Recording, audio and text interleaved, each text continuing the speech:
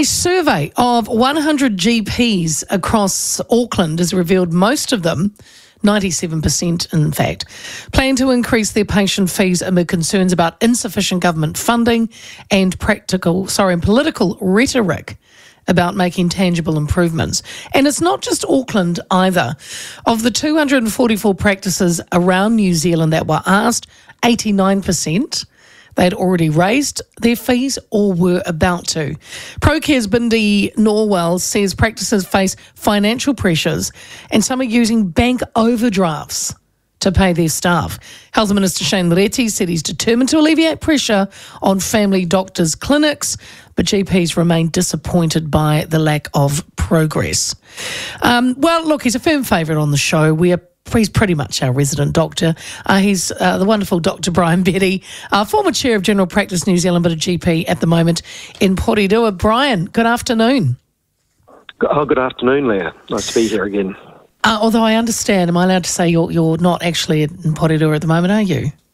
No, I'm down south in Wanaka. So, lovely. Yeah, sort of lovely, fine day down here. So, yeah, nice to be down here. Great place to be. Look, Bryan, a couple of things I want to talk to you about today, if that's all right. But firstly, of the practices surveyed, 39% have said they already increased their fees. 47 plan to do so in the next 3 months. Do you think we're now going to see even more people presenting at hospital because they can't afford to go to the doctor?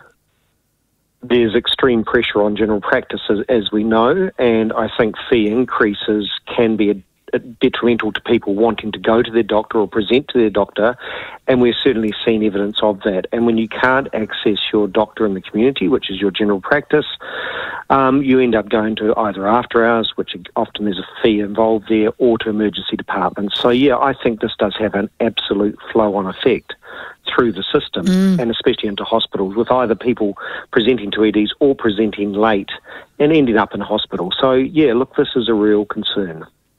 And some practices, according to this survey done by Procare, they said that there's a handful of practices that are borrowing money to pay their staff, basically to keep the lights on using an overdraft.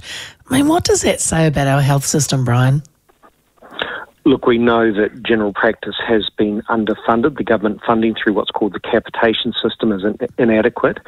And this idea that practices or owners are having to borrow money to pay for their staff, which is your biggest cost, your doctors and your nurses and your administrative staff and allied health staff are your biggest cost, is a real concern. And we're hearing this from throughout the country, that there are practices that are now struggling to stay afloat because of the financial pressures that have actually really developed in the system over the last 10 years. This hasn't come out of the blue.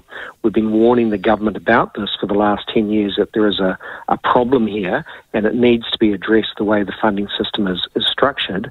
But to this point, it really hasn't been addressed. And yeah, this is the consequence of that.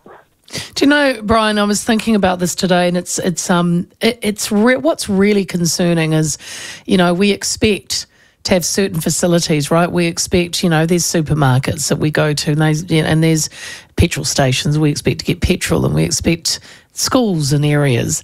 We expect to be able to see a doctor. It just seems it's in that fundamental part of being of a society and as a country, and all countries, access to healthcare, and now that it's just getting harder and harder. And you mentioned the government increasing funding.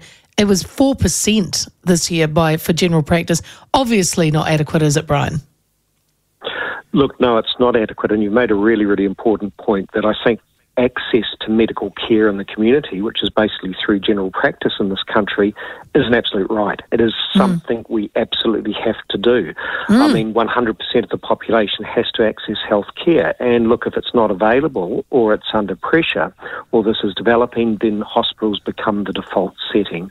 Yeah. And that is bad news. So look, the fee increases, we were warning the government, were not enough.